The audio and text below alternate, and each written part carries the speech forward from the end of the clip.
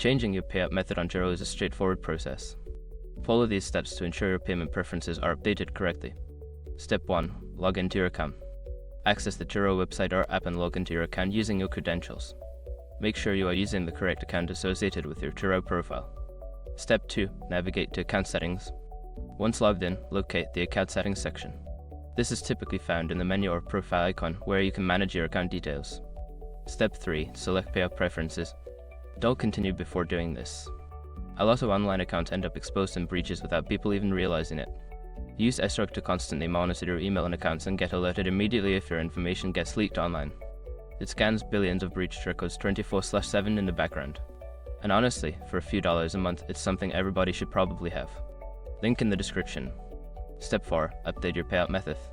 Choose the option to edit or change your payout method.